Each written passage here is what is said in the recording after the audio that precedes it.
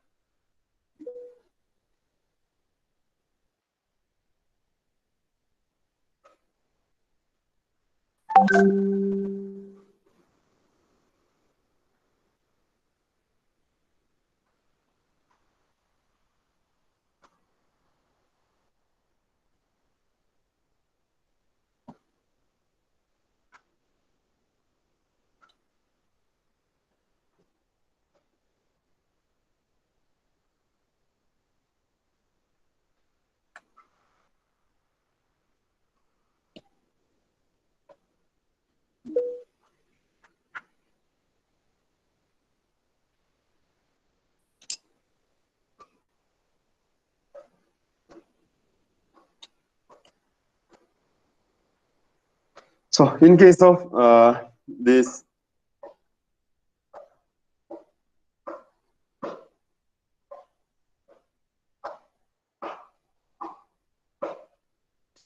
TTT diagram, we maintain a salt bath at a temperature, for example, 550 degrees Celsius.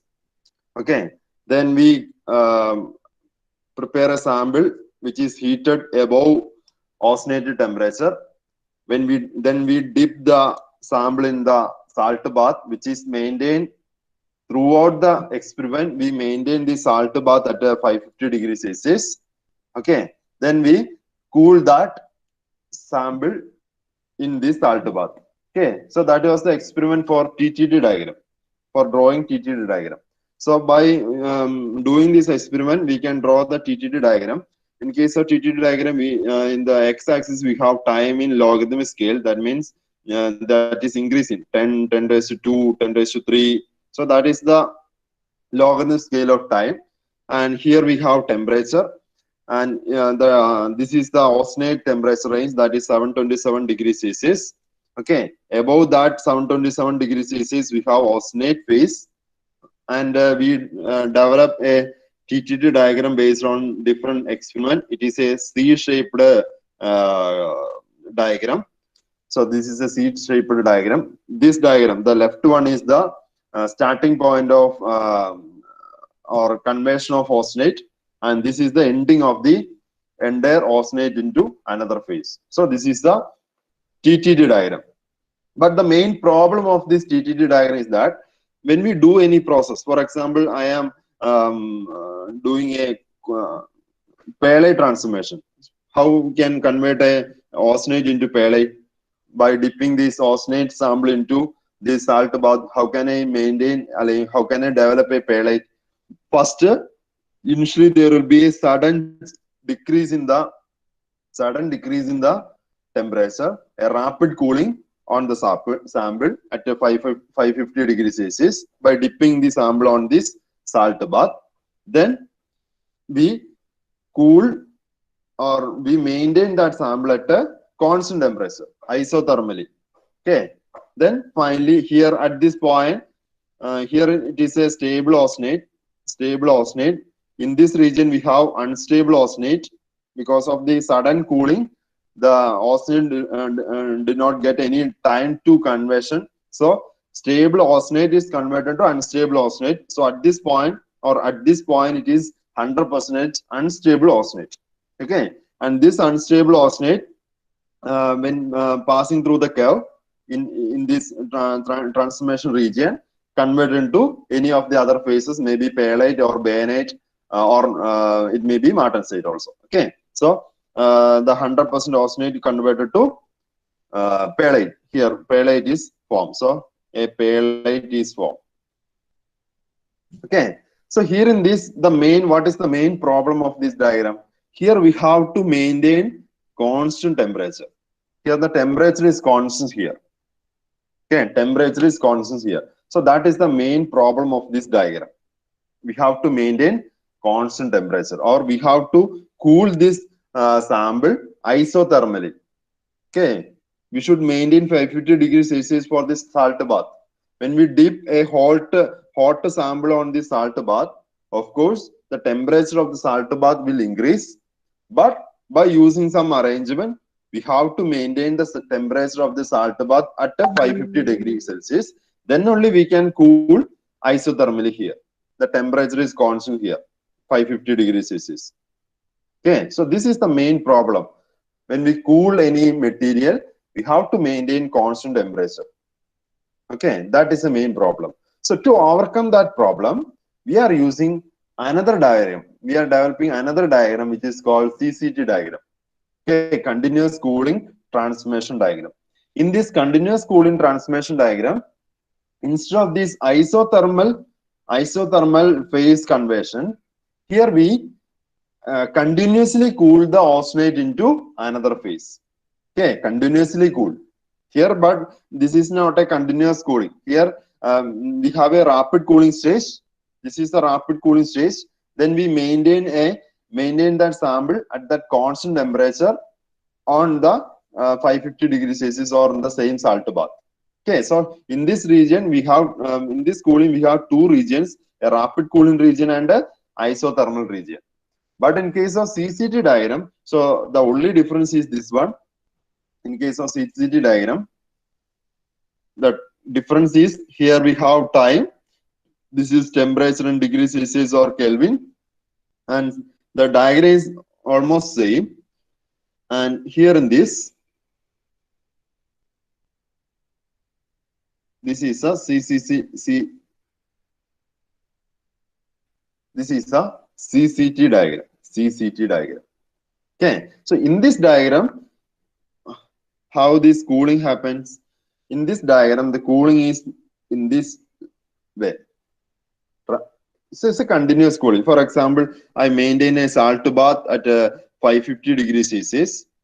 550 degrees Celsius. This is a salt bath at 550 degrees Celsius. I dip that sample which is at austenite state. The sample where the phase is austenite is continuously cooled in CCT diagram. Okay, it is continuously cooled. We can see the temperature change. So with respect to time increase, what happened? The temperature is continuously reduced. But here it is not a continuous reduction. Here we have a rapid reduction, then isothermally phase change occur. But here, what happened? The temperature is continuously reduced with respect to time. Okay, so this type of transformation or this type of phase change or heat treatment is called continuous cooling heat treatment, and corresponding diagram is called continuous cooling, the transformation diagram. Okay, so that is the difference between the isothermal or TTT diagram and the CCT diagram. Okay, so isothermal transformation diagram, here we have a stage of isothermal cooling or isothermal phase change region, but here in this CCT diagram we have a continuous cooling. So that is the difference between these two type of diagrams. Okay, so in actual practice, this is very difficult. This TTT diagram development is very difficult because we have to maintain constant temperature throughout the experiment for the salt bath. This is very difficult. We have to provide some arrangement to maintain constant temperature. Okay, but here it is very easy. CCT diagram drawing is very easy. Our experiment is very easy because there is no need of maintaining constant temperature. The temperature can vary. In this case, the salt bath temperature initially it may be 550, and by dipping the sample on the salt bath, its temperature of course increases. Okay, from 550 to 560, 570, etc. So there is no need of arrangement. Just for example, in case of a quenching operation, it's very easy. Quenching operation, for example, I am using water. water. Just dip that sample in water. Okay, we don't need to maintain any temperature or any special arrangement is not required for such type of cooling. It's very easy, this type of heat treatment. So this is more practical one. CCT diagram is more practical one than that of TTT diagram. Okay, so continuous cooling transmission diagram shows a relationship between transmission temperature time during continuous cooling. Here we can see that phase transmission takes place continuous by continuous cooling. Okay, so for continuous cooling, the time required for reaching to begin and end is delayed. So this is very important. Here we can see when we compare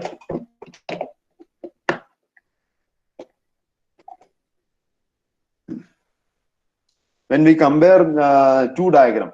I am here in this we have two TTT diagram as well as superimposed in the TT diagram as well as CCT diagram. Here we can see two diagrams for U-tectode steel.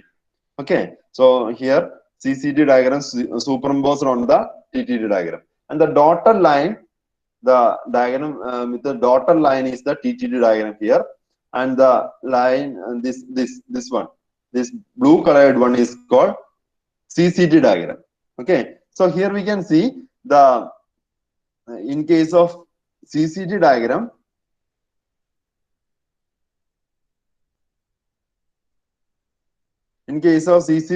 the blue colored one, it is shifted by a distance. Okay, we can see there will be there is a shifting in the positive x direction. Okay, so the dotted line showing TTT diagram and the blue colored diagram is the CCT diagram. So there is a delay in the transformation because of this shifting of this diagram to the right side. We can say for the transformation of phosphonate into another space, there is a delay. Okay, we can see a delay in this CCT diagram. So CCT diagram, the time required for reactions to begin and end is delayed. When we compare these two superimposed CCT and TTT diagram, we can see there is a delay for the starting of phase and as well as ending of the phase change. Okay, so in both we can see the two curves. First curve is starting of Pale transformation or bayonet transformation, and the next curve is the transformation complete region. Okay, so this is the CCT diagram. So this is the continuous cooling. Here we can see there is no isothermal cooling. Okay, so it's a continuous cooling. So in this case, we can see at this point we have a sample of austenite. The phase is austenite phase, that is at greater than 727 degrees Celsius. That is eutectode temperature, and then I cool that material, sample material, by continuously with a particular cooling rate. Okay, okay. So we can see the red colored one. Here at this point, up to this point, it is a stable austenite phase. When it crosses the eutectode temperature, it changes to, from this point to this point, this is unstable austenite. This unstable austenite. But at this point, what happened? The entire unstable austenite converted into another phase. Okay, so here this is 100% austenite, and at this point, the entire austenite is converted to fine perlite. Fine perlite. Okay, so the entire austenite is converted to fine perlite at this point. Then we cool into room temperature. Okay, we got fine perlite at the end of the experiment.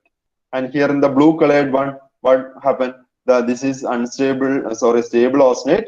When we cool continuously, at this point we have unstable austenite. Unstable austenite starts to change into coarse perlite. Okay, so here we have 100% austenite. 100% austenite gradually changes to coarse perlite, and at this point we have 100% of coarse perlite. Entire austenite is converted to perlite. Okay, and then we cool into room temperature. Finally, we got coarse perlite. So this is the continuous cooling. So in similar figure, I'm going to draw the TTD diagram. Okay, so for TTD diagram, the diagram is shifted to the left. This will be the TTD diagram. This will be the TTD diagram. The diagram may shift. Okay, this will be the TTD diagram. Okay, and how this coarse perlite is formed? Coarse perlite is formed by first a rapid cooling, then isothermal. That means the horizontal line. Isothermal phase transformation. So this is the process. So the red color is the process of formation of coarse perlite for isothermal cooling. Okay, but for continuous cooling, this blue color is the corresponding figure. Okay, so but practically we use continuous cooling, and this isothermal cooling is very difficult. Okay, so for all engineering application, we use this continuous cooling operation. So these are the different microstructure we can produce by continuous cooling. And here we can see when we compare this, this is a very slow cooling. This one is very slow cooling.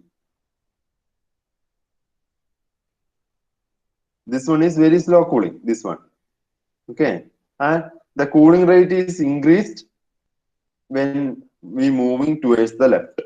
Because what is the reason? Here in the x-axis we are using logarithm scale.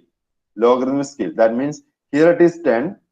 It is 10. It is 100 here, 10 raised to 2, and here it is 1000 here, 1000 here, and here it is 10,000. So that is the logarithm scale.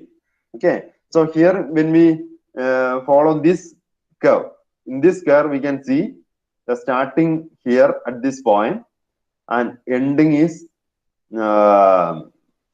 Ending is here.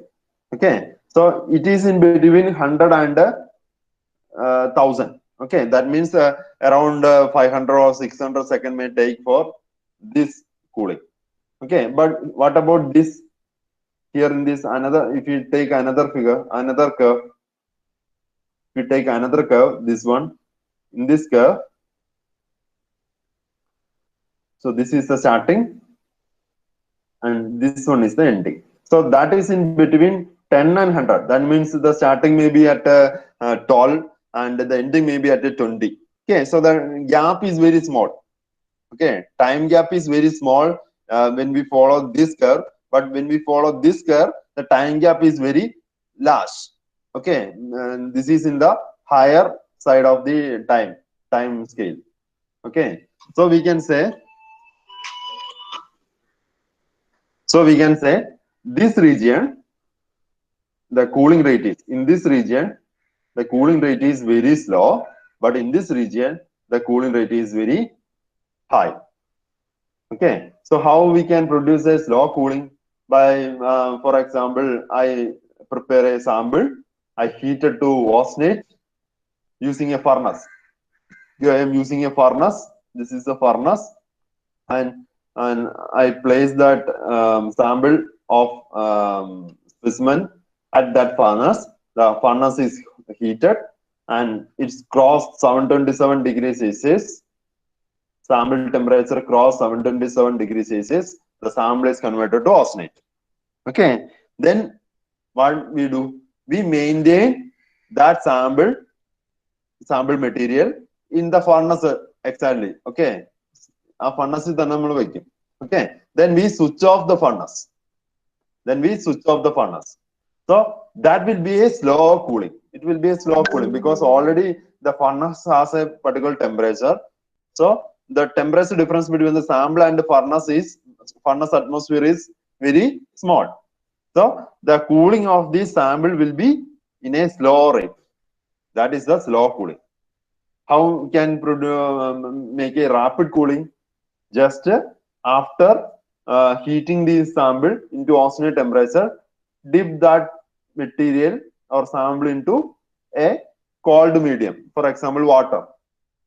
Okay, so suddenly the sample changes to low temperature. That is the rapid cooling. So this region belongs to rapid cooling, and this region belongs to slow cooling. So when we move the curves from the right to left, the slow cooling changes to rapid cooling. Okay, so here the rate of cooling is very high.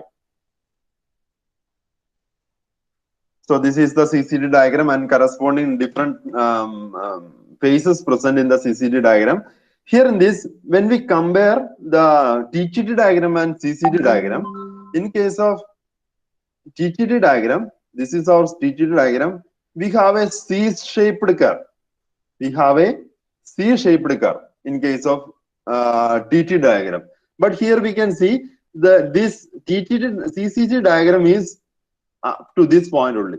We don't have this much curve. Okay, here we cannot see a curve. What is the reason for that? In CCD diagram, when we cool continuously from the gamma state, after this point, because of the continuous cooling, the formation of bayonet is not possible. Here we can see in CCD diagram there is no bayonet, only perlite and martensite. Okay, so here the bayonet formation is not occur here. The reason is that because of continuous cooling, the perlite or the austenite got enough time to convert into perlite. Okay, they got enough time to convert into perlite phase or perlite microstructure. So the entire austenite in CCD diagram is converted into perlite, not into bayonet structure. Because in the CCD diagram is a delayed cooling diagram. So the austenite got enough time to convert into perlite. Okay, that is why in this CCD diagram, no bayonet structure, we cannot see bayonet structure here.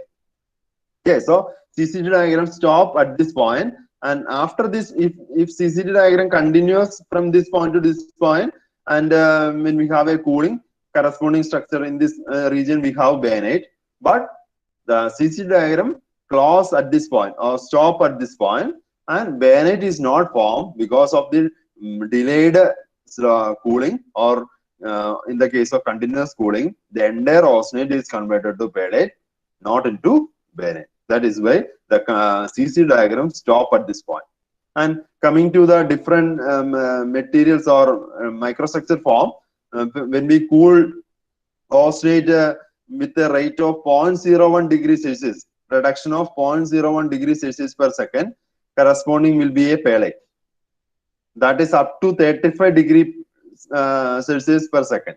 Okay, that means if we use a cooling medium that has a cooling rate of 35 degrees Celsius per second, up to 35 degrees Celsius second, then we got perlite microstructure. So this region belongs to perlite in CCD diagram. And again, if we increase the cooling rate, that means if we use a cooling medium that has greater than 35 degrees Celsius per second cooling rate, and up to 140 degrees Celsius per second cooling rate, corresponding microstructure is martensite plus perlite. Okay, it's a combination of two microstructure. We can see martensite as well as perlite. And here, this point, corresponding to this point, the continuous cooling curve, corresponding to this point is called critical cooling rate curve. Okay, that means 140 degrees Celsius per second. Okay, so if we cool a sample, from austenite temperature range, which is greater than 140 degrees Celsius per second cooling rate, then corresponding microstructure will be martensite microstructure. Okay, martensite microstructure. For example, if I am using 160 degrees Celsius per second, then that means the cooling curve will be like this.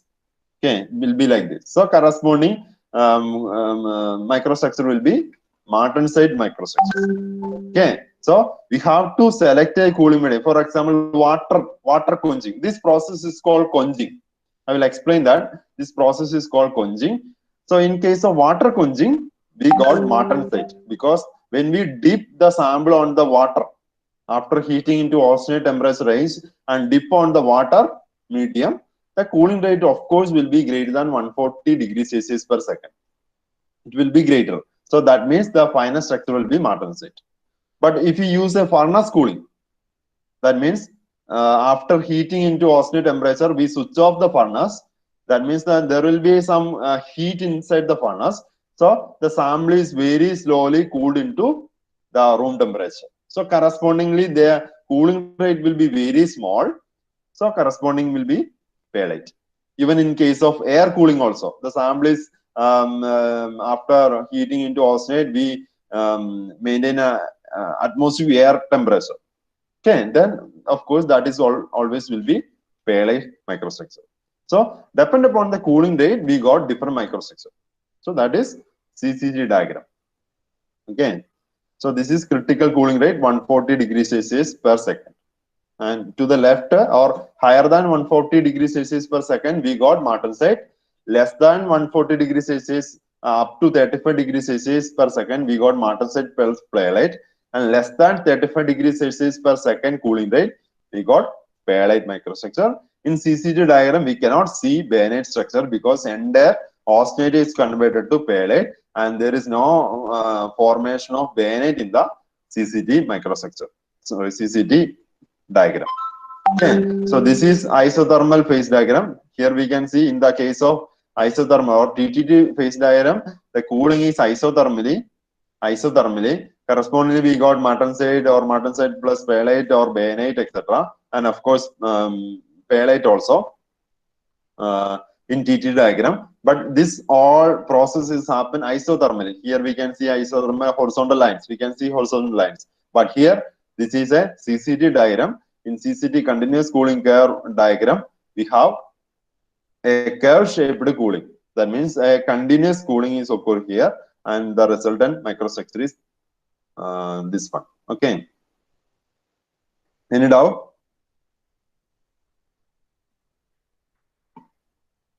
Any doubt about this CCT diagram?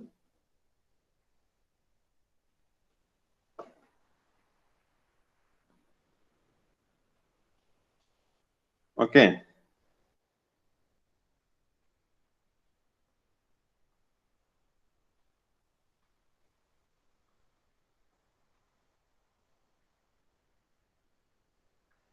Next portion like what time?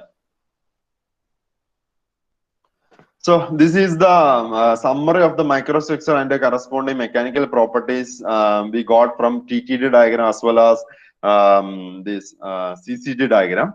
We studied about different microstructure. First one is spheroidite, then coarse pyrrolite, then fine pyrrolite, bayonet, tempered martensite, and martensite. And here we can see the first 1, 2, 3, 4, 5. 5 cases, there is no change in the phase composition. Everywhere we can see alpha plus Fe3C. Okay, so everywhere we can see alpha plus Fe3C. There is no change in the phase composition. Okay, microstructure, in the microstructure we can see ferrite and cementate microstructure. But here micro constituents are different. How this micro constituents is varying? This 5 micro constituents is vary depend upon the size and shape difference of this ferrite and cementate. Okay, so in case of spheroidite, we have alpha matrix, and in that alpha matrix we have spherical shaped cementate, spherical shaped Fe3C. Okay, that is spheroidite. In coarse pyrrolite, what is the microstructure? Of course, in this coarse pyrrolite also we have alpha and Fe3C, but in coarse pyrrolite, if you take a particular grain, this will be the microstructure. The alpha and Fe3C will be like a plate, like a thick plate. We can see a thick plate. Okay, a thick plate structure. So this is alpha, and this one is the inside this region. This region is called Fe3C. Okay, Fe3C. So here a plate-like structure we can see, and this plate-like structure is very thick in nature. So that is coarse pyrrolite. But in case of fine pyrrolite, the size is very small. Okay, the size is very small for this plate. So that is fine pyrrolite. What about bayonet? In case of bayonet, this is like a needle shape. Okay, the ferrite is like a needle shape, very thin needle shape ferrite we can see in the matrix of alpha. So this is alpha matrix. Inside the alpha matrix, we can see very thin shape of ferrite. Okay, and in case of tempered martensite, it is almost same like this spheroidite. That means the Fe3 is like a spherical in shape, but the difference is that in case of tempered martensite, we can see a very fine, very small number of very small size and large number of Fe3C. We can see large number of spherical shaped Fe3C in case of tempered martensite, but in case of spheroidite, we can see large size and small number of Fe3C. Okay, so here we can see the phases are same, alpha and Fe3C, but we can see the microstructure is different. And because of the microstructure difference, the mechanical property also different. For this 5 micro constituents, we can see the mechanical property. The mechanical property is different. So the for spheroidite, it is very soft and ductile. Coarse spheroidite, which is harder and stronger than spheroidite, but which is somewhat ductile also. Okay, somewhat ductile as well as harder and stronger. Fine spheroidite, this is harder and stronger but less ductile. Okay, and this is bayanite also very hard and stronger, but ductility is very compared to fine perlite and coarse perlite and spheroidite, ductility is very low. And tempered martensite again, which is harder and stronger, but ductility is very low. And when we consider martensite, which is the hardest steel, very hard and stronger, but which is brittle in nature. There is no ductility for martensite. Okay, so here we can see when we compare the 6 micro constituents, the mechanical properties are different, entirely different. So how these mechanical properties change? By changing the microstructure. Microstructure of these micro constituents are different. Okay, the phases are same, the alpha plus Fe3C, but microstructure is different. So I will explain detail about all these things later. So this is about different microstructure. So next we are going to study about heat treatment. Heat treatment. This is very important area in when we construct steel, because by heat treatment process only we can make these micro constituents. Okay. So everywhere in all the micro constituent, the composition is same. The phases present are same. Alpha plus Fe3C. But how can we make these micro constituents with the same phase? By changing the microstructure. So there are different methods or different heat treatments can be used in steel to produce different microstructures. Okay, so the heat treatment process I am going to explain about heat treatment process. For a heat treatment process, we have consider I am taking a sample of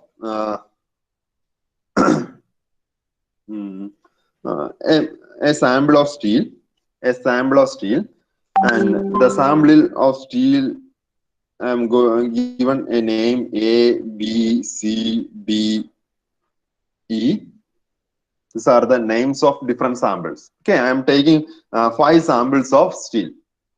Okay, and in that the percentage of carbon, that is eutectode composition. Eutectode composition. What is eutectode composition? In the phase diagram. In the phase diagram, we have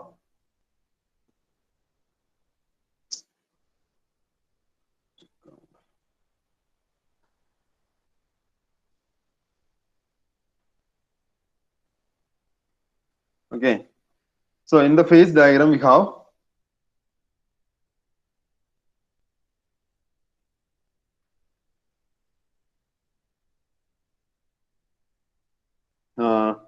this is the eutectode region.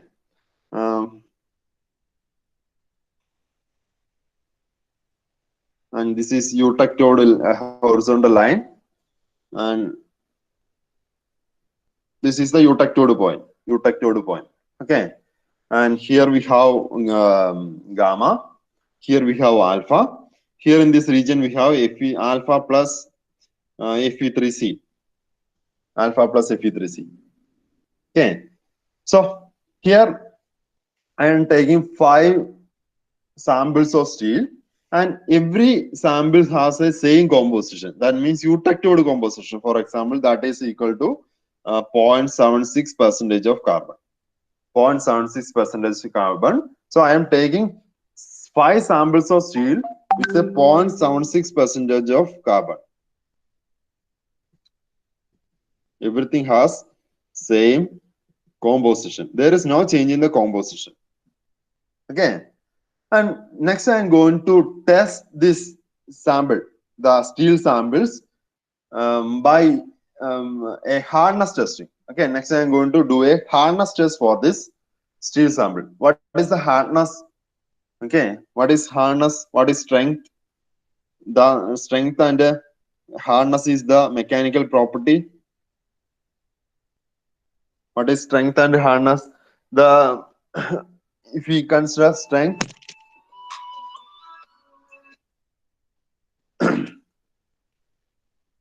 if we consider the term strength, strength is the measure of resistance of a material to permanent deformation. Okay, the resistance offered by a material to permanent deformation is called strength. For example, I am taking a sample of this steel and applying a load on this steel, and the bulk of this material, if the bulk of this material resists against this load, resist against the deformation, permanent deformation, when we apply this load, then we can say the material is stronger. Okay, so strength is the resistance offered by a material against permanent deformation. Then what about the hardness? Hardness is the measure of the material resistance to localized plastic deformation. Okay, the resistance offered by a material against localized plastic deformation. So what is the difference between strength and hardness? In case of strength, we measure the material resistance offered the material, bulk material against the plastic deformation. We consider the entire material. Okay, but in case of hardness, we consider only the resistance offered by a material against localized deformation. For example, if this material is stronger, there is no bulk deformation for bulk permanent deformation for this material. But if this material is not hard, if it is not hard, then there will be, after applying the load, there will be a indentation in this material. There will be indentation in this material. There will be localized deformation or localized permanent deformation for this material. Okay, so hardness measure how a material resists this type of localized deformation. Strength measure how this bulk material, the entire material, resists the plastic deformation. Okay, so to measure the hardness, we can use a different experiment. For example, in case of HRC experiment, that is called harness, Rockwell harness experiment. Okay, you may study this Rockwell harness experiment. In case of Rockwell harness experiment, what we do, we prepare a sample. Okay, then we use an indenter to apply force on this sample. The indenter may be a diamond tip or rounded shape indenter. So using that indenter, what we do, we apply force on this material. Okay, so when we apply force, this is a localized force. Okay, if the hardness of the materials is very low, then what happens when I apply force? There will be a localized deformation for this material. Localized deformation for this material. And by measuring this depth or diameter of this localized deformation, we can convert this depth as well as the diameter of the localized conversion into localized deformation into a number. In Rockwell hardness test, we can convert this amount of deformation, localized deformation into a number that is called HRC number. HRC number. Okay, so if the material is very harder, then this deformation will be very small. So HRC number will be very high. Okay, and if the material is very not a harder material, if it is not a harder material, then this localized deformation size will be very large. Then HRC number will be very low. Okay, so I am taking the 5 samples of same composition steel and I measure the HRC value, the hardness value of the 5 sample, and after testing I got different values: 50, 30, 45, 55, 65, etc. That means in case of E sample, it has 65 HRC number. That means this E sample is very harder. Okay, but A sample we take, it is only 15. That means it is very, it is not a harder material. So if we take 5 samples of steel with the same composition, we got different hardness value for the steel. Okay, there is no difference in the composition. The entire composition is same, but we got different hardness. That is because of the difference in microstructure. Microstructure is different. Even the composition is same. That is eutectoid composition. That is alpha plus Fe3C. Everywhere, the 5 samples we can see alpha plus Fe3C. There is not change in the phases present, but the microstructure is different. So the difference in this hardness value is because of this microstructure. And in case of A, the microstructure will be coarse pallite. Coarse pallite. For B, it is fine pallite. For C, it is bainite. It will be bainite. It will be bainite microstructure. For D, it will be tempered martensite structure. Tempered martensite structure.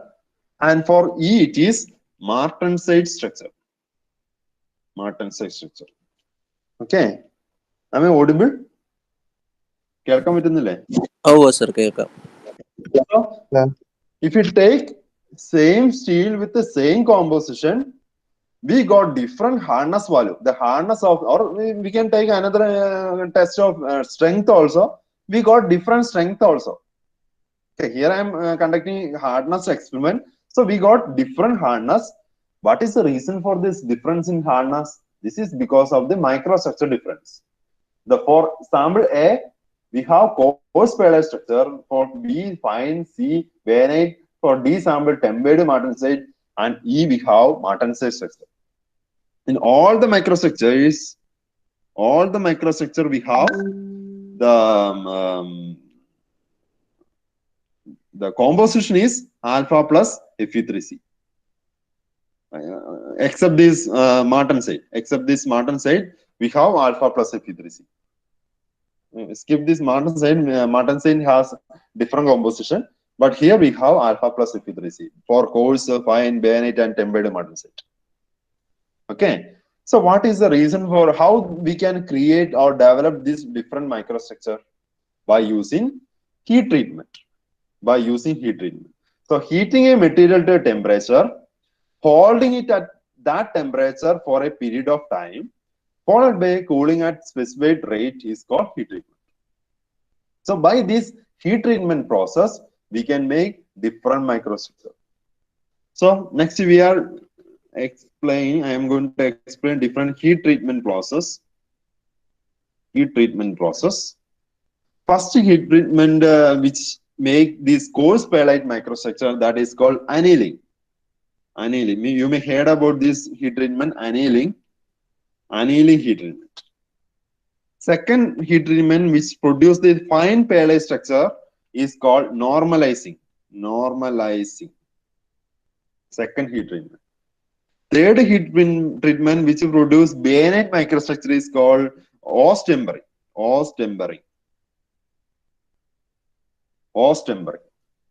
And next one is which produce tempered martensite, that is called tempering. Tempered martensite. And finally, the marten structure is produced by the heat treatment process which is called quenching heat treatment process.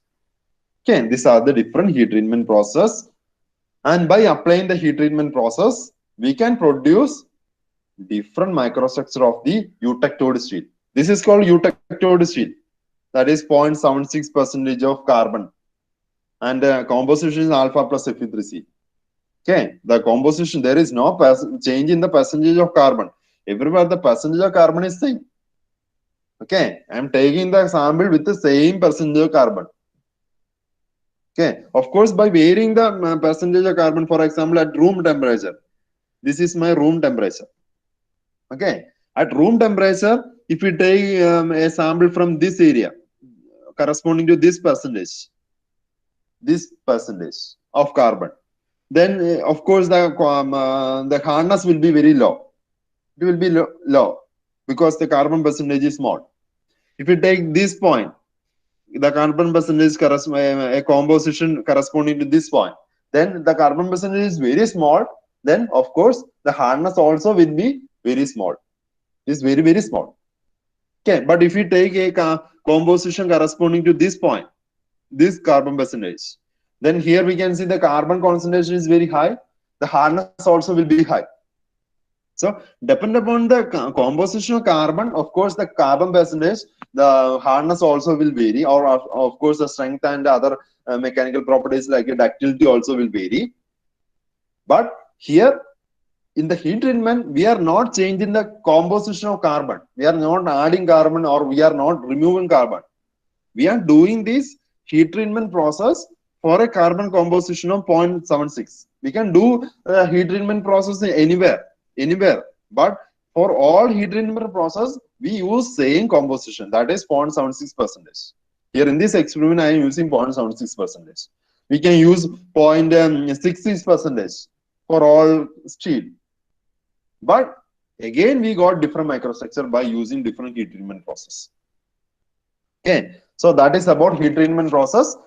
In this heat treatment process, what we do, we heat the material into a higher temperature, and we already discussed that heating in the CCT diagram as well as in the TTT diagram. We heat the material into austenite range. Then we cool that material, and after heating, we hold the material in that temperature for some time. Okay, after holding, we cool the material in different rate. So based on the rate, we have different heat treatment process based on the rate.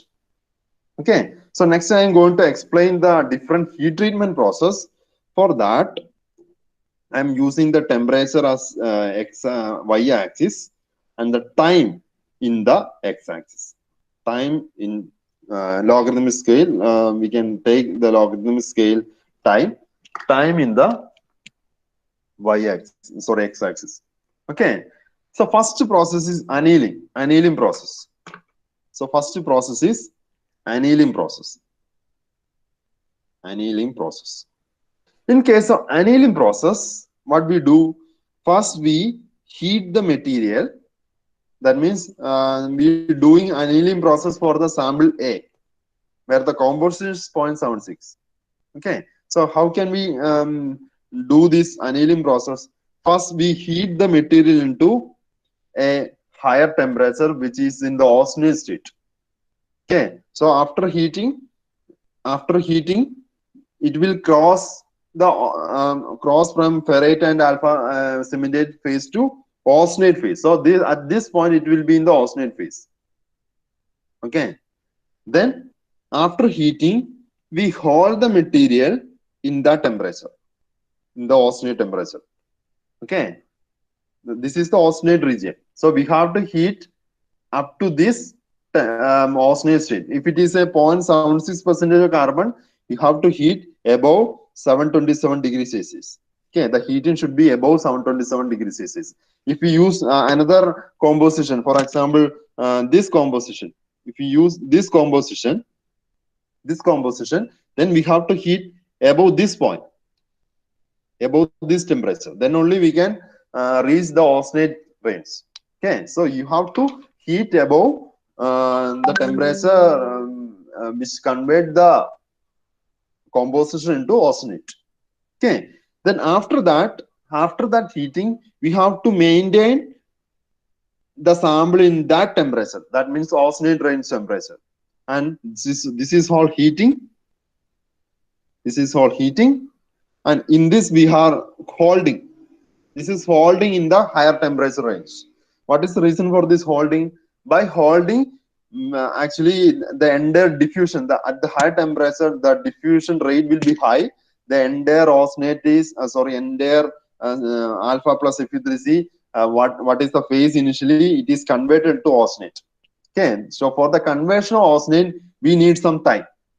So that time is available from this holding time. Okay, so we maintain the specimen at that high temperature for some time. Then after that, in case of annealing process, that is a slow cooling. Annealing process is a slow cooling. So what we do in case of annealing process, we cool very slowly, very slowly. We can see the temperature change. Time gap. So this is the annealing process. First one, that is the annealing process.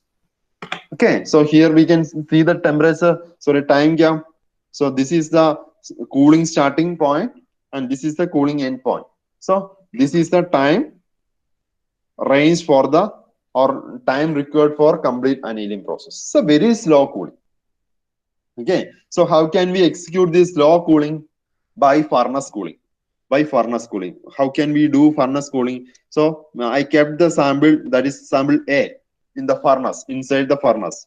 So initially I heat the furnace into this temperature and maintain that temperature for some time. That is holding time. After that, I switch off this furnace. I switch off this furnace. So what happened? The furnace temperature is gradually, very slowly reduced to room temperature. Okay, similarly, the sample temperature also reduced very slowly into room temperature. So this is again called furnace cooling or slow cooling. So this is called slow cooling or furnace cooling. Okay, furnace cooling. So after this cooling process, slow cooling process, we got coarse pellet. Coarse pellet. And coarse pellet structure, we already discussed about the coarse pellet structure. What is the coarse pellet structure? In the microstructure, we have different grains. We have different grains. In that coarse pellet structure, this is the coarse pellet structure. In the inside, we have ferrite. This is the pink color region is ferrite region, and this blue color region is the cementate region. Cementate. Okay. So this is cementate Fe3C, and this is alpha ferrite. So this width of the plates or layered structure or laminar structure is very large. That is called coarse pellet structure, and which has low hardness. So what are the property? It has low hardness and ductility is very high for coarse pellet. Ductility is very high, but the hardness is very small, as well as strength also small, low. Okay, it's low. It has low strength. So strength as well as this hardness is very low, but ductility is very high for coarse pellet. Okay, so that is the first process. Second process is normalizing process. In case of normalizing also, we heat above 727 or austenite range. We maintain that specimen in the austenite temperature for some time, that is holding. But in case of normalizing, this is the second heat treatment process, normalizing, that is somewhat faster cooling. It is somewhat faster cooling. So this is the corresponding cooling of normalizing. So second one is normalizing. Okay, that is a faster cooling. Faster cooling. And how can we execute this faster cooling? By using a arrangement of air. We kept the sample in a atmospheric condition. That means surrounding we have air. Air is the surrounding medium. So, of course, the heat is transferred from the specimen to air. Okay, so this is faster than that of furnace cooling. Okay, this air cooling is faster than that of furnace cooling. So the time required for here we can see the time requirement. The time required for this cooling is lower than that of annealing cooling process. So that is normalizing process. So we got finally after normalizing process, what we got after normalizing, we got fine pellets. Fine pellet. So what is the structure of fine pellet? In case of fine pellet, this is the structure. This is the structure. The size of the ferrite and cementate is reduced. You can see the thickness. Thickness is reduced here. Okay, so the size is reduced. That is the only difference in the microstructure. The here we have coarse ferrite and cementate. Here we have fine cementate and ferrite. Okay, so that is fine pellet. Second, by normalizing. And what about the properties? Property when we compare the coarse pellet and fine pellet has higher hardness. We can see higher hardness as well as strength also high. But ductility is reduced. That means it is very difficult to deform. That is ductility. What is ductility? Ductility is the deformation. Okay, the amount of this is a measure of degree of plastic deformation that can sustain before fracture. Okay, that is ductility. Okay, so if the ductility is very high, then we can deform the material without any fracture. In a large extent, we can deform. So for fine pellet, the ductility is lower than that of coarse pellet, but hardness and strength is improved by normalizing process. Third heat treatment process is hose tempering. Hose tempering. Okay. So in case of hose tempering, again we heat into this alternate temperature, holding in that alternate temperature range. But in case of alternate, also hose tempering, first we cool very fastly, very uh,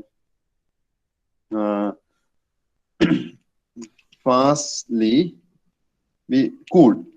Okay, very fastly we cool into a particular temperature, and after that very fast cool, that is onto a intermediate temperature range. Okay, it may be in an intermediate temperature range we cool. It is not unto room temperature. Okay, so we cool into intermediate temperature.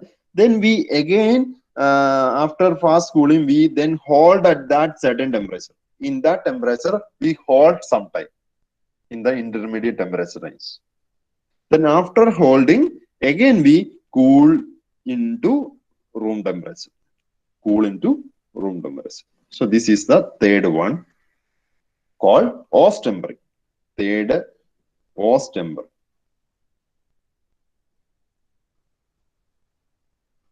Hose tempering. So in case of hose tempering, cool very fast to intermediate temperature. To intermediate temperature, then hold and cool, that is hose tempering. Cool very fast to intermediate temperature. This is a very fast cooling. Then hold in the intermediate temperature, then cool into room temperature. That is the hose tempering process. So what is the product after hose tempering? Bayonet. Bayonet is the final product. So bayonet, what about the microstructure of bayonet? Bayonet microstructure is like this. In case of bayonet, if we consider a grain, the cementate particles is like a fine needle. It's like a needle. The thickness is again reduced. Okay. So the cementate particles Fe3 is like a needle shaped Fe3C. Okay, that is bayonet structure. What about the property? From this, it is clear that the hardness and the strength is improved.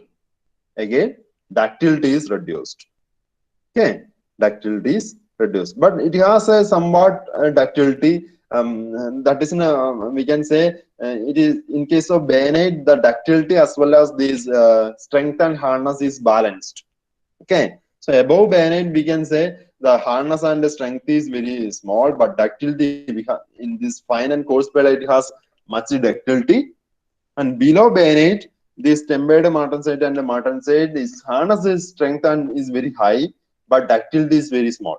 So bayonet has a medium, a balanced value of ductility as well as hardness and strength. Okay, that is bayonet. It's produced by Ostembury. Any doubt?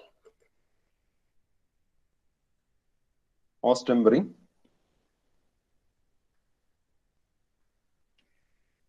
Okay.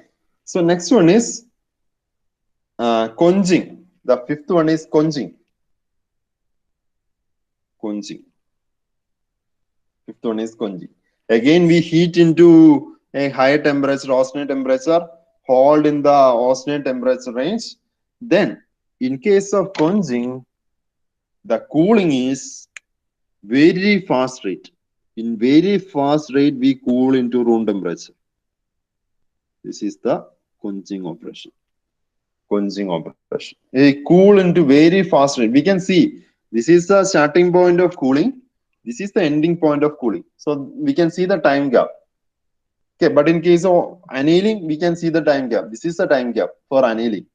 This is the time gap. But in case of conjing, this is the time gap. So the rate of cooling is very high in case of conjing. Okay, so how this high rate of cooling possible? By oil or water conjing. We dip the sample in water, which is at room temperature or lower temperature, or oil. We can use oil also, but water conjing is more higher rate than that of oil conjing. Okay, so just after heating to very high temperature and hold, then it is dipped into water. We got martensite structure. So at this point, we got martensite structure. So after conjing, we got martensite. And what about the property of martensite? It has very high hardness and strength. Okay, and this martensite microstructure is entirely different. So I already discussed this initially for we have alpha plus Fe3C, but martensite has different phase composition. It is not alpha plus Fe3C. It is a unequilibrium or unequilibrium phase composition. That means if we can rapidly cool from alpha or austenite, what happens is that alpha has FCC crystal structure. FCC crystal structure. Sorry, alpha. It is not alpha. It is gamma. Austenite has FCC crystal structure. When we rapidly cool this austenite from FCC into martensite, this martensite is not that means the alpha in the gamma we have FCC crystal structure. How this FCC crystal structure? The carbon is in the face-ended position, interstitial positions of the face-ended ion. Okay, in gamma, what is the crystal structure? We have in the gamma phase, ion is in the face-ended crystal structure, and the carbon is in the interstitial position. That is a crystal structure of gamma. When we cool rapidly, this carbon particles is not diffused by large extent. Like this, here in this 4 case, the alpha plus Fe3C is formed. How this alpha plus Fe3C is formed? The carbon particles from gamma diffused by large extent from the ion, and this carbon come out from the gamma and form a compound with the intermetallic compound with the ion, which form Fe3C, and remaining gamma with the carbon is called alpha. So by the huge diffusion, the alpha plus Fe3 is formed. Okay, in this 4 case. But in case of martensite, this is very rapid cooling. There is no time for diffusion. There is no time for diffusion. So the carbon particles does not get enough time for diffusion. So what they do? They change the interstitial position by just by 1 or 2 atomic distance. They change the interstitial position carbon, and this gamma FCC changes to martensite with the um, body centered tetragonal structure. Body centered tetragonal structure. Okay, so I already explained this body centered tetragonal structure in the last class. In the body centered tetragonal structure, this is the body centered tetragonal structure. Here we have A and A are the dimensions of this bottom face, but the height is different. Height will be higher than that of this A. Okay, so that is in case of body centered cubic structure, A and the height as well as this two side A will be same. Everywhere it is a cube, body centered cubic. But in case of body centered tetragonal structure, this height is different. It will be higher one than that of this base length. Okay, so BCT structure is formed for martensite, and the carbon particles occupy the interstitial positions of the BCC structure. Carbon particles occupy there. Okay, so this is the martensite structure. There is no change in the composition. That is, the gamma is not changes to alpha plus Fe3C in case of martensite. But what they do, gamma with the FCC crystal structure changes to martensite with the BCT crystal structure. BCT crystal structure. And what is the reason for this very high hardness? The reason is that in case of BCT crystal structure, the number of dislocation planes, we already studied slip systems and dislocation systems. Okay, the slip systems available in BCT crystal structure is very small number. Okay, the favorable slip systems for dislocations are very low numbers in case of BCT crystal structure when we compare with the FCC or BCC crystal structure. So favorable system is not available for the smooth motion of dislocation. So of course, dislocation motion is arrested. Thereby, hardness also will be very high. So this BCT crystal structure and the interstitial carbon particles is the reason for the high hardness of the martensite crystal structure, which is formed by quenching operation. Okay. So that is the fourth operation, quenching, and that is martensite is formed. Martensite is formed. The last one is ostempering. Sorry, ostempering is already explained. Last one is tempering process. Fourth one is called tempering. Okay. The main problem of the martensite is formed. The main problem is that it has very high hardness and strength. But at the same time, the brittle nature is very high for martensite. It is very brittle. What is the reason for this high brittleness? The crystal structure, the BCT crystal structure is brittle in nature. Dislocation movement is not possible. So it is brittle in nature. Okay. So this brittle nature is very have very much problem in engineering application. If it is a brittle, it has less toughness. It will be tougher material, as well as it will fail without any deformation. Without any deformation, it will fail. So we have to reduce the brittle nature of this martensite. Okay, if it is a brittle material, what happened? Without any sign of deformation, it will fracture. That is one reason for one disadvantage of brittle nature. Another disadvantage is that the brittle nature is that toughness. Toughness is very small. That means if you think about crockery items, just by dropping it may fail. Okay, so that is because of the toughness, low toughness. So the energy absorbing capacity of the material, that is toughness, that is very small for brittle material. So we cannot use this brittle material like martensite for engineering application. So what we do is that we convert the martensite into tempered martensite. Okay, we convert martensite into tempered martensite by tempering heat treatment.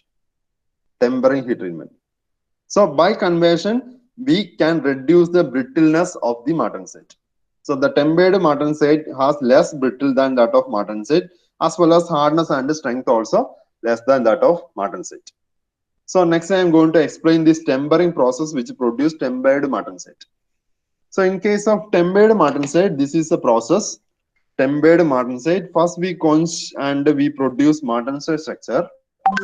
After producing the martensite structure in the room temperature, again we heat the material into an intermediate temperature. Heat the material into the martensite material. It's not the this austenite material or any other alpha plus Fe3 material. Reheat the martensite material form into a intermediate temperature. Then we maintain at that temperature for a short period, holding period. Then again we cool that material. Again we cool that material. So this process is called tempering. Tempering process. So what happened after tempering? Tempering. This is after quenching process. Okay. So heating after this quenching process, then we got tempered martensite. We got tempered martensite. So tempering is the reheating of the martensite form. So what is the property of tempered martensite? The tempered martensite brittleness is less than that of martensite, as well as hardness and strength also less than that of martensite, but the ductility is higher than that of martensite. That is the tempered martensite. And tempered martensite microstructure is almost similar to a spirodite. We already discussed about spirodite. Okay. In case of spirodite, we have spherical shaped cementate. Here we have this plate-like cementate. We can see plate-like cementate. But in case of this tempered martensite, we can see spherical shaped cementate. But the number of cementate particles are very high. Okay. So this spherical shaped cementate particles increase the ductility of the material. Thereby, we can reduce the brittleness. That is the different types of heat treatment process. Any doubt? Any doubt in this?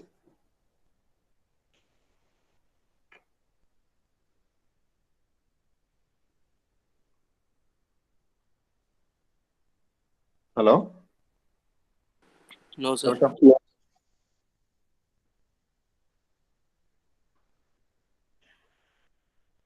Okay, now different types of heat treatment process. So this is very important because by using different heat treatment process, even if the compositions are same, even if the compositions are same, by using different heat treatment process, we can make different microstructure and thereby we can make different properties on the steel. Okay, we can make different properties on the steel. So that is the importance of heat treatment process. Okay, so different microstructures are produced and different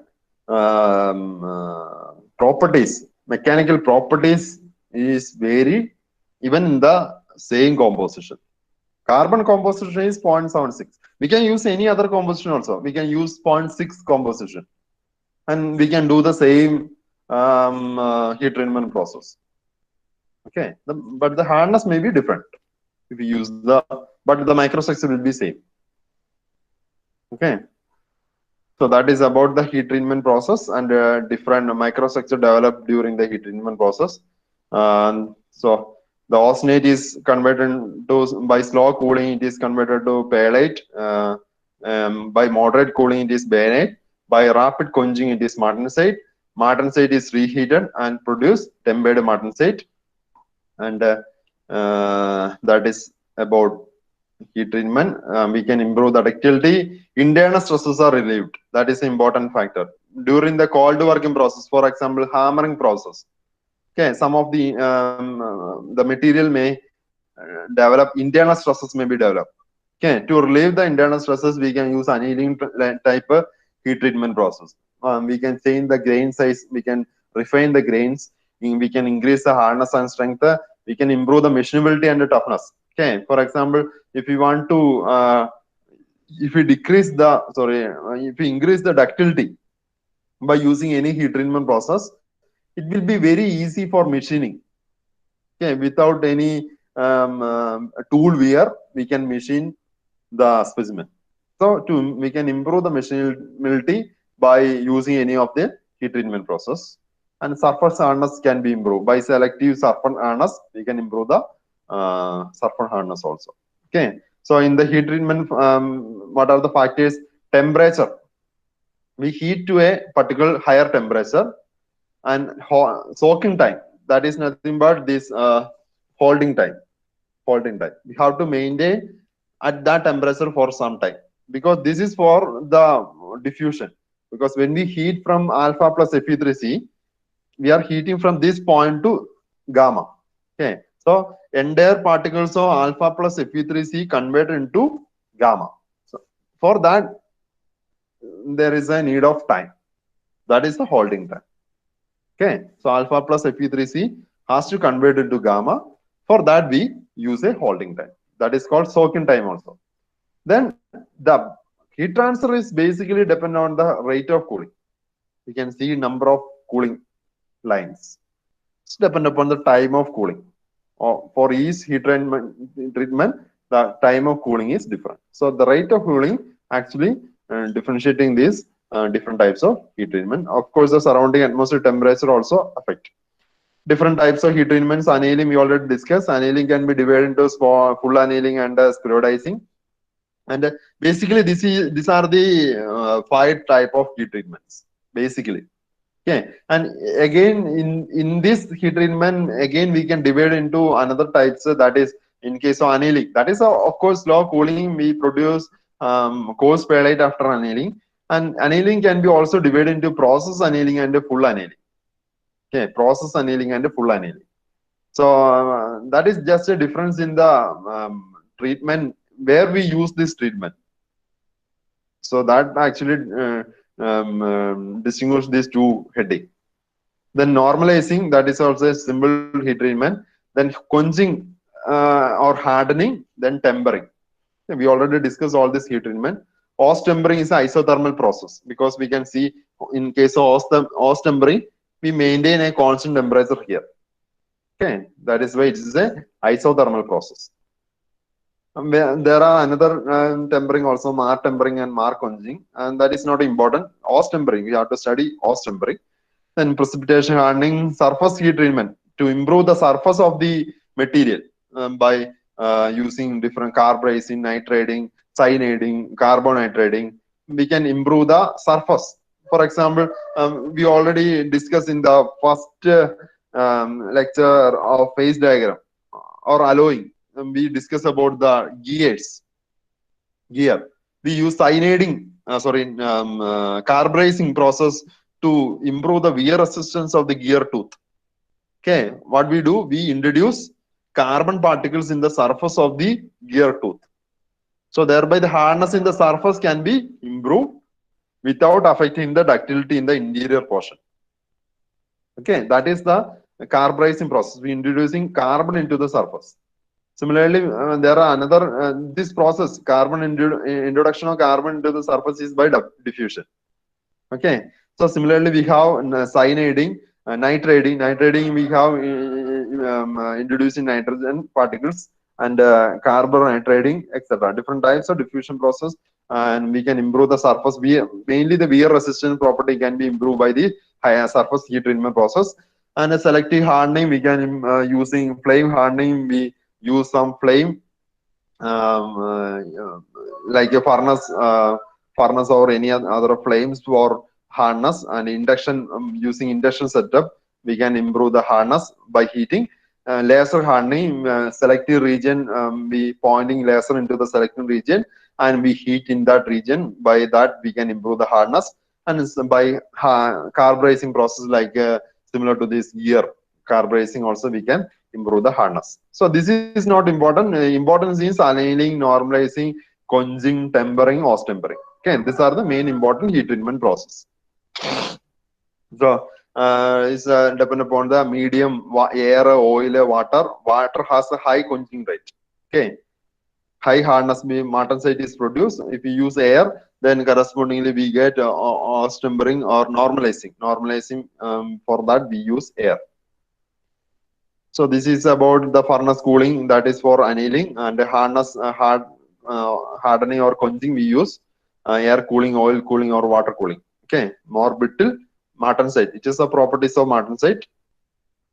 So this is the region where we are applying heat treatments. Heat treatments. That is, I use this region. This region is, this one is the region from the iron carbon equilibrium diagram. Here we use heat treatment process.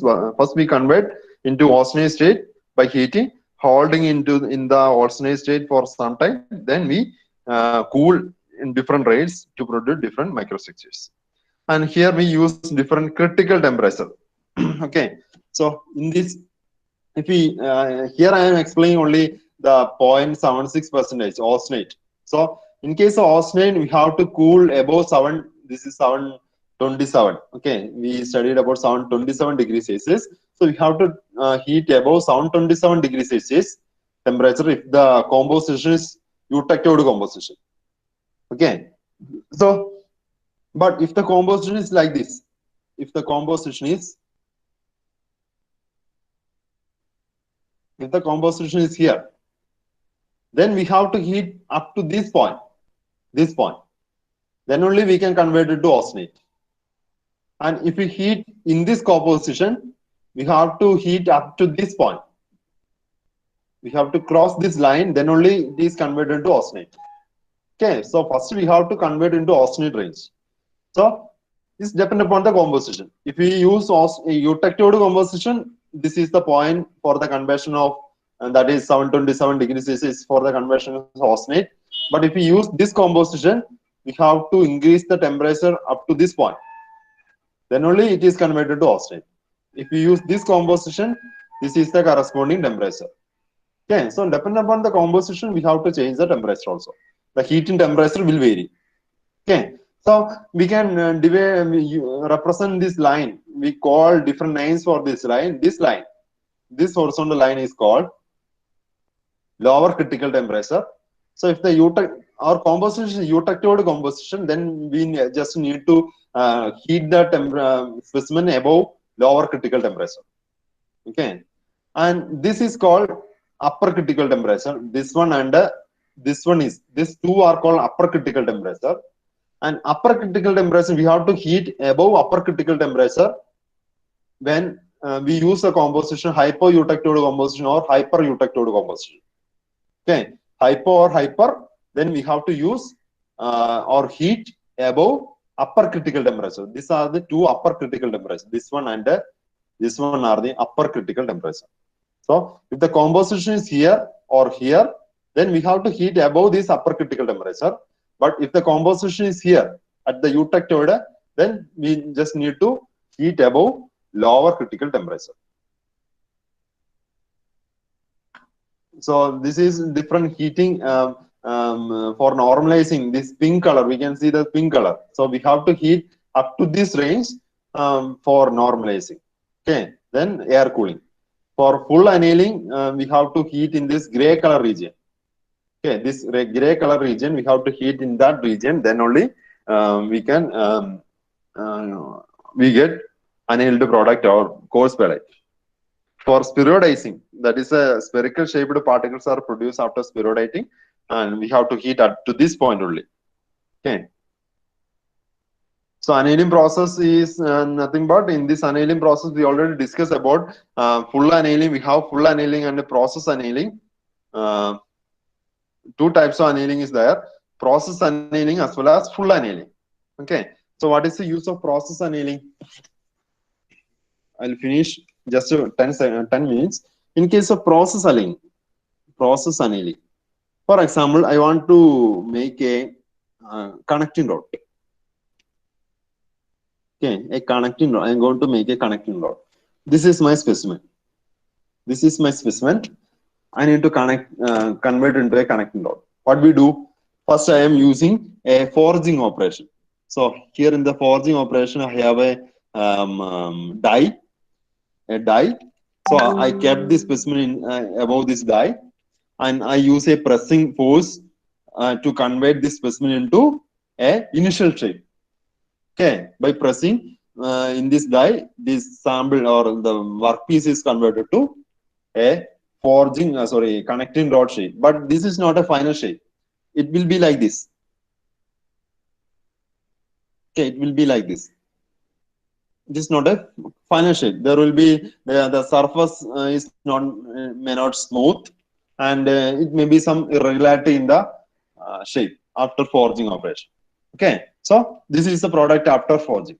So then we have to convert this forged product into the final shape by machining. You can use lathe or any machine for converting this intermediate shape into final connecting rod shape.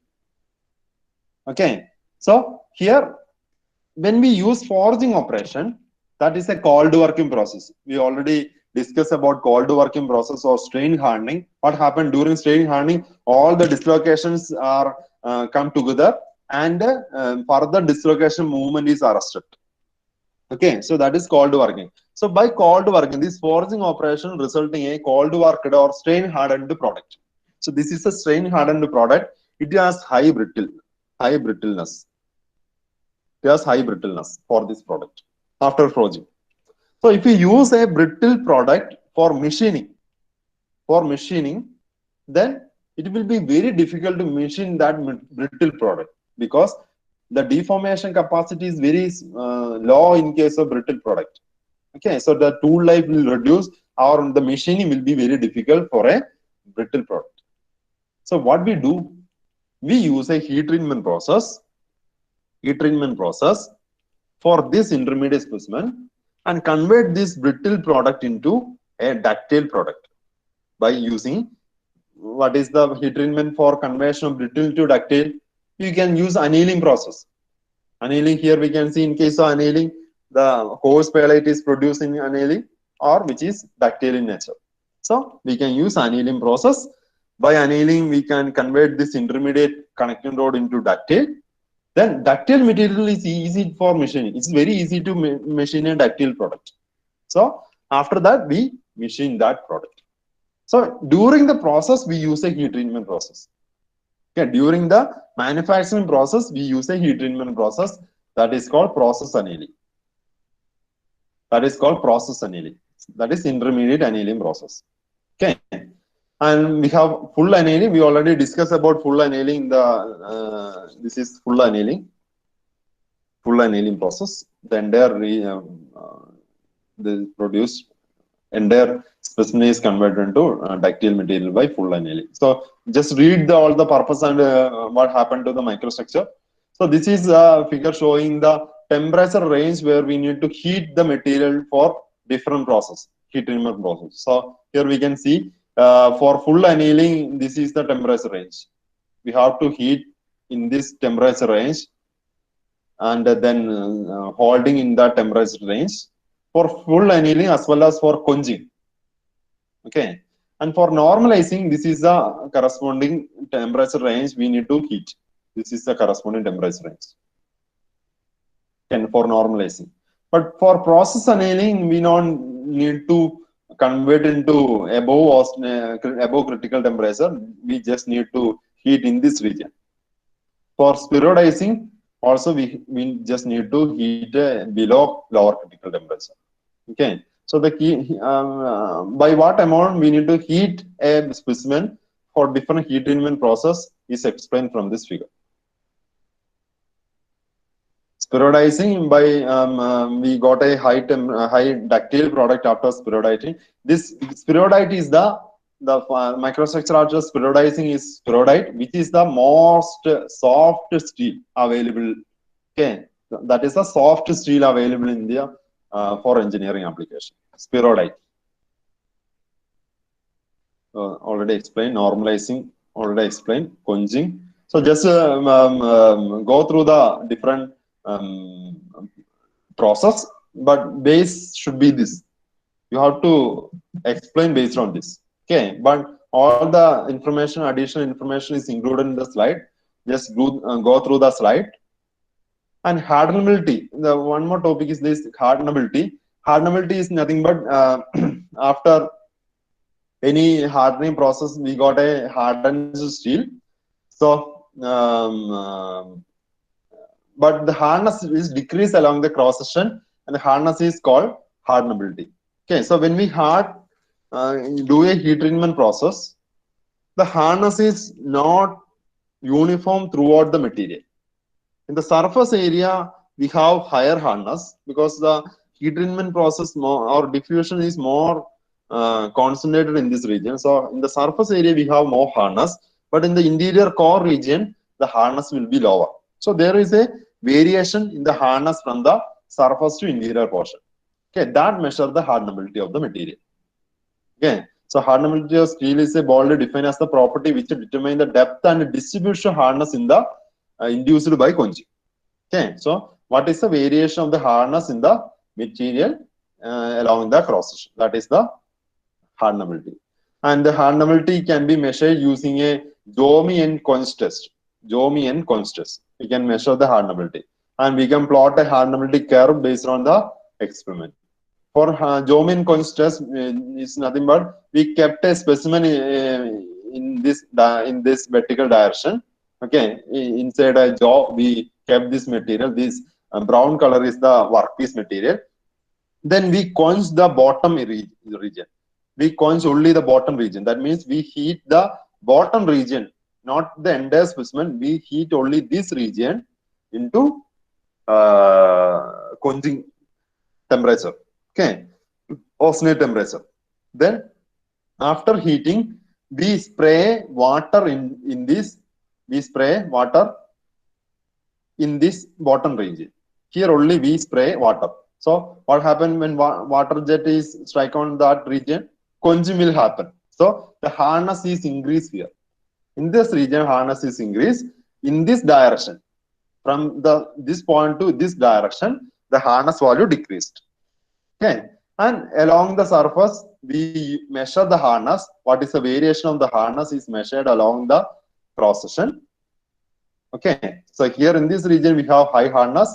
Here in this region we have low hardness. So the hardness is decreased in this direction. Okay, and we measure the hardness using any of the Rockwell or hardness measurement experiment, and we plot a graph. Okay, we plot a graph, and that graph is called hardenability curve. Okay, so that is called Domi and Quench test. So that is used for hardenability. Finally, already I explained about tempering. So just read that topics included in the slide. So this is the tempering temperature. We can use different temperature for tempering. What is tempering? This is the tempering process. This is tempering process. So this temperature, by varying this temperature, we got different properties. Okay, so we can use different temperatures. This is the tempering temperatures, 230, 260, 300.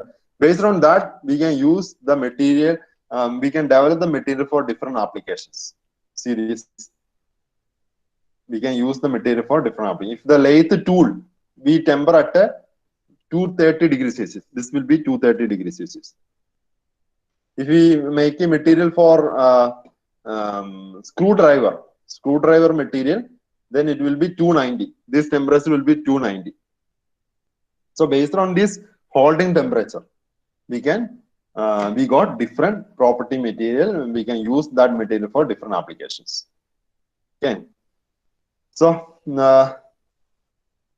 hot tempering also I explained. That is about heat treatment process. Different types of heat treatment process.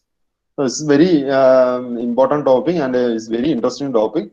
By using different heat treatment process, actually metallurgists always try to develop different material or different property material using the heat treatment process. Okay, there is a limitation for varying the composition. There is a limitation for varying the composition. Okay, so for a particular composition, how can make different material with the different properties? That is actually metallurgists do in their lab. Okay, by adding different materials, or by using different heat treatment process, or by using different composition of the materials, they develop different material with a different property according to the engineering application. Okay, so this is very interesting area, and this is the basic of the fundamentals of the MMS, material science. Okay, so here we studied only five heat treatment process. Similarly, there are number of such heat treatment process, and thereby we can produce different properties for the material. So that is actually metallurgists do then in their lab. So this is the different types of steel. So you have to study the different types of steel, its microstructure, its composition, its properties, and its what type of heat treatment process is used for developing this type of microconstituents. Okay, so this is about your module.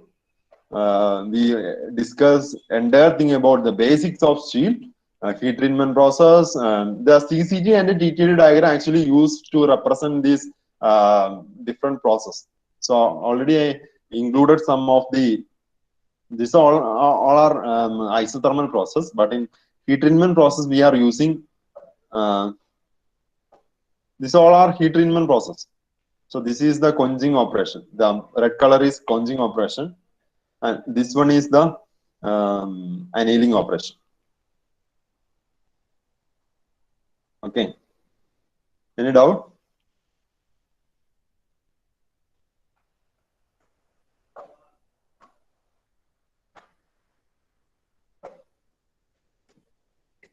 Any doubt? No, sir. So just to go through these PPTs and the textbook, all these things are explained in Canister textbook. So read Canister textbook, and if you have any doubt, ask the doubt.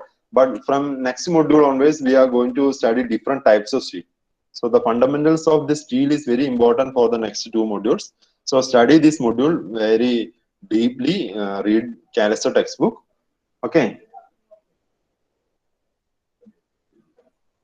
Okay.